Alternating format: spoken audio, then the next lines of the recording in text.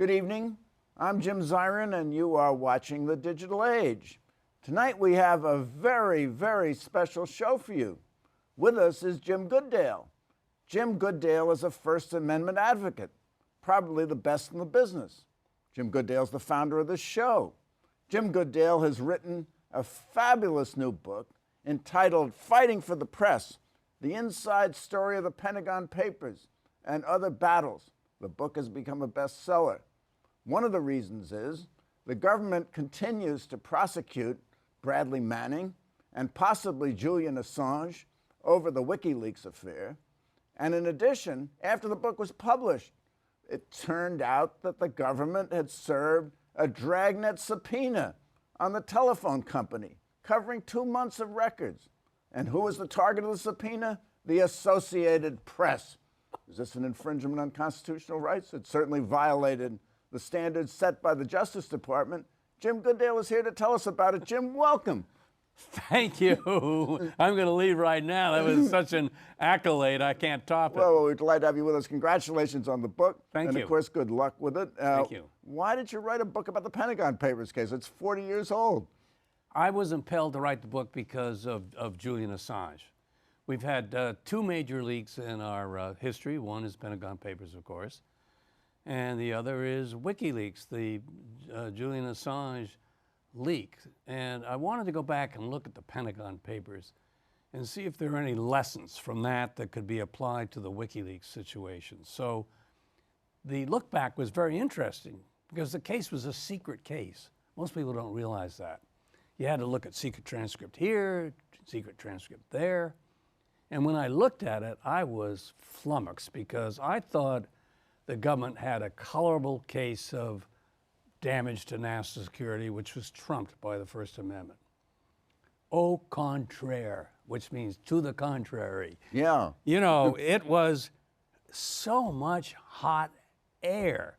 And by the way, all the claims that were made then had as much believability as the claims being made today about WikiLeaks. So I said, what's the lesson here that can be applied to WikiLeaks and to tell President Obama, because he continues to pursue WikiLeaks? Well, let's try to break it down. Yeah. Just briefly tell us, what were the Pentagon Papers? What is 4,000 pages? It was, I always forget the number, 6,000 pages. Did you read all of them? 2 million words. Did you read all of those? There is no one who's ever read all of them. So, all right. So I've read some of them. Obviously. No one read them. How did they know it infringed on national security? Well, they didn't know. The government had a hard time answering that question. But they put their team of experts on it, and they finally found about 60 items within the Pentagon Papers they thought violated national security. Now, who leaked the Pentagon Papers to the press? Okay, Daniel Ellsberg. He was the leaker. He was the leaker. We say leaker and leaky. And the leaky was the New York Times. And Ellsberg got the papers and gave them quotes. Because he was on the inside. He worked for the Rand Corporation. How did Ellsberg? The government. Yeah, how did Ellsberg get them? He worked for the Rand Corporation. It's a consultant to the government. He read them, and he was really angry. So he Xeroxed them. He took them around, and he tried to get them in the public record through senators talking about them. He made them available to Neil Sheehan. Sheehan was supposed to just look at them, but he Xeroxed them. He was a reporter for the Times. A reporter for the New York Times. Now, of course, the papers were a history of the Vietnam War. Yeah. And the government was kind of ashamed of what it did in the Vietnam War. Exactly. It covered it from the 1940s to 1967, and the government was ashamed of it. So Ellsberg leaked them, and we have now today, and you write about this in the book, Private Bradley Manning. Ellsberg had a photograph taken of himself in which he has a card and it says, "I was Bradley Manning." So what's the parallel between Ellsberg and Bradley Manning?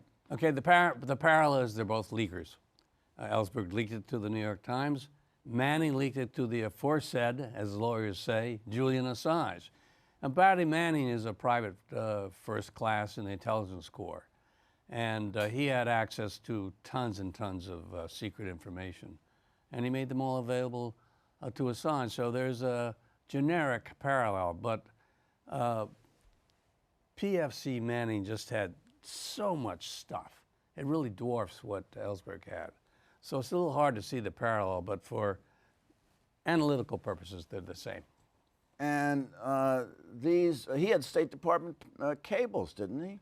Well, he had a whole bunch of stuff, but let's think about it. State Department cables, something called Afghan war logs, and information about the Iraq War. The latter, how many civilians killed? No one cares about that, really. State Department cables, the Secretary of Defense said the release of them was trivial. But he had the Afghan war logs, which the State Department and others said disclosed sources and subjected the sources to danger. So that's the sort of the weakness in the Assange WikiLeaks case. But I'd like to point out, while those claims were made about which I just said, I haven't heard any damage done. And this is typically the case. Scare the hell out of the public, but when you look at it, nothing's been done. So was any damage done by the release of the Pentagon Papers? Absolutely none. And none from the release of WikiLeaks to date that anyone's been able to point to? To date, nothing. To date, nothing. But this is 3 years. I mean, there's a further 40. parallel in the Pentagon Papers case. They quoted Ambassador to Moscow, Llewellyn Thompson, as being critical of the Russians.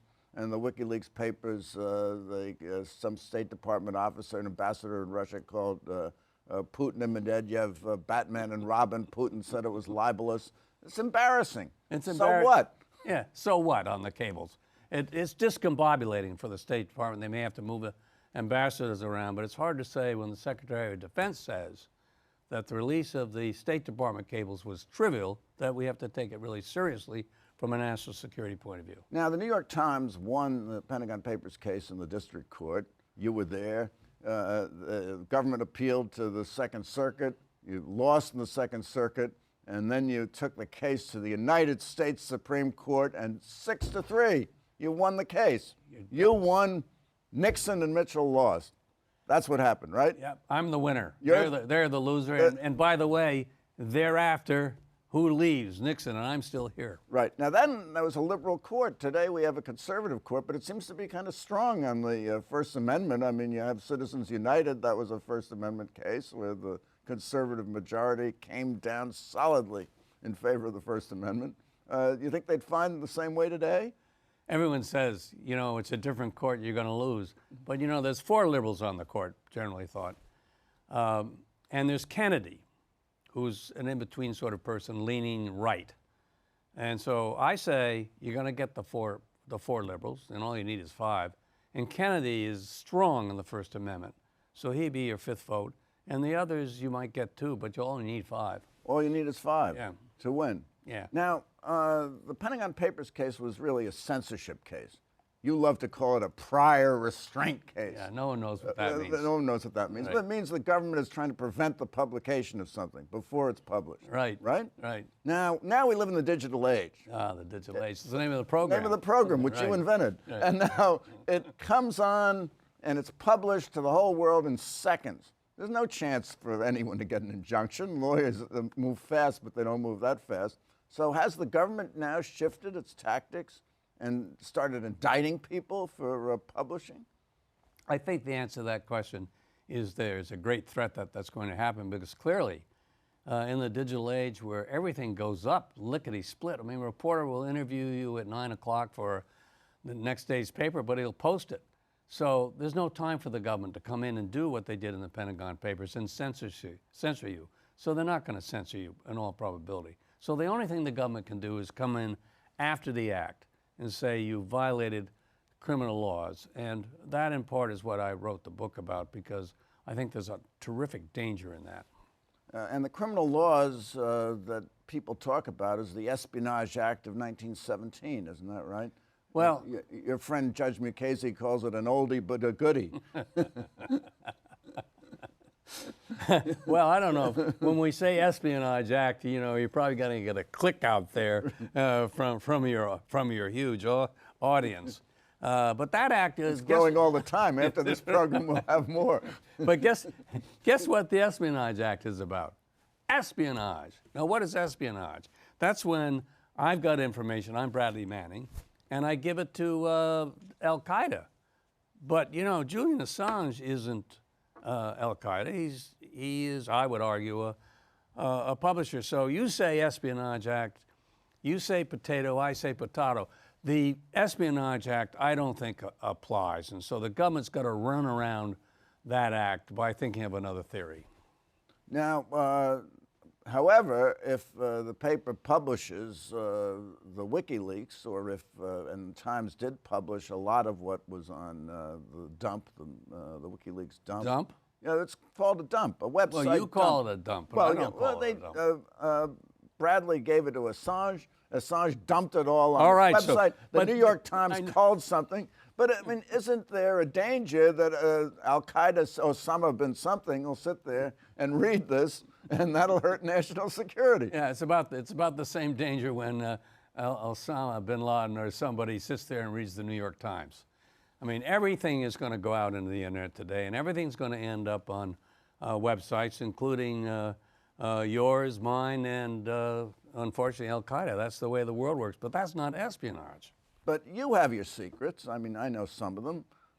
Isn't the government entitled to its secrets? The government is entitled to its secrets. The idea is that they've got them, and if you're the press, it's your job to get them. And then there's a conflict. And as some wise man who's wiser than I said, we hope the press doesn't win. We hope that the government doesn't win. That somehow we get some medium ground out of these two opposing forces. Isn't there a danger? I mean, if you take Assange, I mean, is Assange a journalist? Bill Keller said that he smells to high heaven. He's not a journalist. And if he's not a journalist, why is he entitled to some kind of privilege as a publisher? What do you think Bill Keller thinks of you? I never asked him. Well, my point of saying that is, he's too shy to tell. I mean, my point of saying that is that we're all publishers and we're all journalists today because we all use websites, and we probably all have our own websites. I know you do. I know the program does. I know I have, and I got Facebook. So once you get up there and you start speaking to the world through these new electronic devices, you are in the equivalent position that the old media was.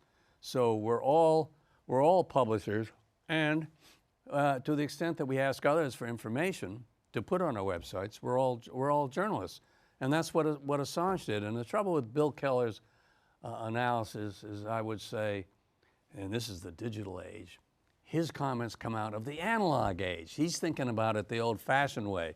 Now he's got to get up to speed with Zirin and Goodale and think about how things are in the digital age. But isn't there an essential difference? I mean, the exalted New York Times, one of our great national institutions, I mean, it practically assumes the significance of a church or a religion. The New York Times theoretically checks out its sources. It's not just a stenographer, it investigates to see if the information is reliable, if the source is reliable. We have no such assurance with a guy like Assange. Or you. Or me. That's or anyone else. You talk about a data dump, okay? Well, Ellsberg had 2 million words and 6,000 pages, and he dumped it on Neil Sheehan, who culled out certain stuff. In Assange's case, private first-class Manning, he's the dumper. He dumped everything on Assange's lap. He shared that information with a variety of newspapers, including the New York Times. New York Times edited out. And then they published, and Assange said, oh, well, I'm going to publish the same stuff you published. That's what he did the first time around. That's clearly publishing editing as we understand it. Now, what happened was that somebody stole Assange's password, right. And they started leaking on the great leaker. They've always done a leaker, and Assange says, "Well, I've got to let it all out." So he lets it all out. Lets it all out, and anyone can read it. Right. Now, the government has more weapons in its arsenal against the press. We've talked about indictment. They indicted Manning. They may well have secretly indicted Assange. Only you know, but... I say that in my book. You say that in your book? Well, so I say it's a 50% chance. 50% chance. Yeah. Well, that's a pretty good chance. Yeah, it's better than nothing. All right. But then they have a new weapon. Maybe they always had it. The subpoena. And they ask the reporter for the names of his sources. And if he doesn't give it to him, what happens to the reporter? Well, eventually, it takes a while, but he's going to jail. He's going to jail. Right. So we have the old Bridges case in the Nixon years. We have Judy Miller. She went to jail. You have this case of Risen. He may well go to jail for not disclosing his sources about the attempts to throttle the Iran nuclear project. I mean, where are we going with? We're going right backwards where we started in my book. I actually start with a reporter named Earl Caldwell, who got subpoenaed for his sources.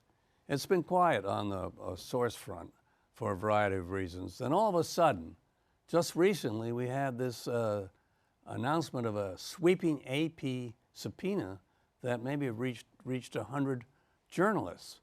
Now, in my book, I talk about the Pentagon Papers and other battles. The other battles are the subpoena cases. And I predict effectively that watch out for Obama, because he's chasing James Risen, a New York Times reporter, as you said, who, if Obama wins, Risen's probably going to go to jail. And then, lo and behold, there's that subpoena again from Obama. And it was a stupid subpoena, because it was so wide and they didn't tell the AP what was going to happen. So we're going in a complete circle here. Well, you have these Justice Department rules about serving subpoenas that affect a media organization. They didn't serve the subpoena on the AP, they served it on the telephone company. And the rules are kind of stupid anyway, I think you would argue. But one of the rules of the game is if you're going to do it, you notify the media organization immediately that you've served the subpoena, so they can go to court and they can claim this violates the First Amendment. Here they violated that. Now there's an exception to that rule. There's an exception to every rule, and that is that if it'll hurt the investigation, then they don't tell the media organization. Now here you have telephone company records. Where are they going to go? They're backups and backups and backups. It's your phone bill. Now, how is that going to impair the investigation if they told the AP and gave them a chance to contest it? It wouldn't. There's also a specific exception for national security that they used in this case. But I mean, why does it hurt to sit down with AP, tell them it's coming, tell them what they want, give the chance of AP to respond? The problem with the government when it gets in the criminal, I want to exercise my criminal power role, is that it does things without talking to other people. They do it unilaterally. Hide the ball. Yeah, hide the ball. And you know, AP, who knows what AP would have said, but I think it's fair to say, instead of going after 100 reporters, they might have narrowed it down to 3 or 4, and then those 3 or 4 would have had a chance to complain, but no, boom.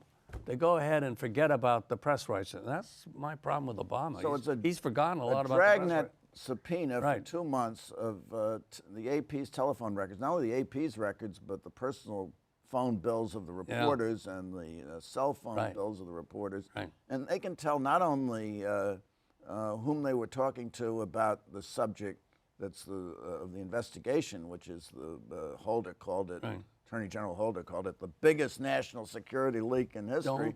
Don't believe it when they say that. My book says they say it all the time. You take a look back at it, and it turns out to be nonsense. You know when a guy says it's the greatest leak in history? Do you remember Joe McCarthy? Yeah. Does the audience remember Joe McCarthy? I've got a list here of 100 people in the State Department who are communists. Give me a list. No. So what does a Holder do? This is the worst leak in history. But is he going to tell you why? It damages national security. Why it's the worst? What are the other 2 that he's talking about? It's this unilateral stuff. I got all the balls, and I'm not going to tell you what they are, and I scare the hell out of you. Well, he did worse. He said that he had recused himself from the investigation because he was a witness. And I think one of the congressmen said, well, General, do you have anything in writing that shows you recused yourself? And he said, no, I don't have anything in writing. Maybe it would have been the better practice if I had something in writing. Well, listen, here's a theory about this leak. Why are they asking Holder?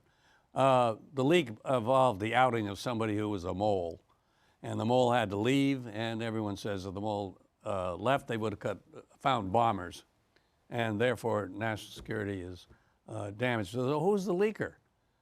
Well, why are they asking Holder? Because I would suggest the leak comes from the very top part of government. Why? Hey, we foiled a terrorist plot. It's good for us. So you have this silly stuff where the Department of Justice is effectively investigating the executive branch, which is silly enough. But who's caught in the middle? The press. Why can't these two parts of government figure this out themselves and leave the press out of it? Well, is anyone going to talk to the press after this? Oh, no. When there's a phone record as No, to I who mean- it is? Because these phone records comprehended not only this huge national security leak, but everyone in the government who, or conceivably anyone, who talked to the press during that 2-month period. No, if you're going to be a successful and useful reporter these days, there's something called shoe leather that people have forgotten about. Put your shoes on, go down and talk with Zirin in his office and hope the office isn't bugged, because otherwise they're going to find out what you're talking about. Well, Gary Pruitt, who was the president, chief executive officer of the Associated Press, said this was a fundamental breach of First Amendment freedoms. Do you agree with him? I couldn't agree more. He's a lawyer, by the way, and was a very good one. Look, hey, the press is supposed to gather the news. They're going to have to find it old days with shoe leather, today with emails. And if the press can't gather the news without fear of the government coming in and just, finding out their sources, we're not going to have any news. So, of course, it goes to the fundamental part of the press, which is to gather the news. Well, in your argument, in your book, you make the argument that Obama is very much like Nixon. You compare the two and you say Obama may be worse for press freedoms than Nixon was. Now, that statement has kind of taken on legs because caught a lot of attention. That's why I'm here today. At a presidential press conference, a reporter asked the president that you've been compared to Nixon. And he said, well, you can read history and draw your own conclusion. The White House press secretary, Jay Carney, said, you haven't read history correctly. Is there a parallel between Obama and Nixon? Oh, yeah, there's a parallel, but I have to say, as a proud author, the only way that question could have come up is because there was reference to my book in all the email in the internet, and there's been a lot of it. And I would like to suggest to the President Jay Carney, you want to read a book about the history? Hey, read this book, Fighting for the Press. I've got one for you. I have Obama. A couple of days ago, he was a half a game out of first for the worst on the national security First Amendment. Not all First Amendment, national security First. This is before the AP subpoenas. Before the AP subpoenas, and then we had another one called the Rosen matter that is now, I've moved him into a tie. I think Nixon is the worst because he brought the Pentagon Papers. Until Obama does something comparable, he won't pass Nixon. But he's threatening to go after Assange, not under the Espionage Act, because, hey, we don't have espionage here. He wants to get him under his fancy theory, conspiracy, which means any reporter who talks to somebody who has national security information is going to conspires with the leaker. It conspires with the leaker. So what Obama wants to do with this theory, which is worse than anything Nixon did, is to stop people talking to those who have access to national security information. You know how much national security information Obama has classified? No, I don't know either, but I'm told it's like 10 million. Everything is classified. Everything's classified, so you can't talk to the person who has access to national security information if this theory goes through. Well, learned a hand called conspiracy, like a sprawling conspiracy doctrine, the darling of the prosecutor's nursery. Yeah. So it's a tool they can use to get at the press, right? You know, if you can't think of anything else, with all due respect to you, since you were a former prosecutor, drag up the conspiracy theory. Well, maybe that's okay in the world of the mafia, or maybe it isn't. But gee, that's what the press talks to people to get information. And if we're going to have a conspiracy theory allowed here, and Obama is the one who pushes it with respect to trying to get Julian Assange, I say in my book, I think there's a good chance he's, the grand jury trying to get Assange is good. I say is a good theory. I think there's a 50% chance he's already been indicted. If Obama pushes that, then he will pass Nixon and he will be in first place as the worst president on national security / press matters. So I was going to ask you a question, and we always conclude with a question. No. Is Obama worse than Nixon on First Amendment national security matters? Yes or no, James Goodale? Not yet, but he may be. Not yet, but he may be. Jim Goodale, thank you so much for coming by. This has been just wonderful. And thank you for coming by. Tune in next week for more on the digital age. Please visit our website at www.digitalage.org. For the Digital Age, I'm Jim Zirin. Good night and all the best.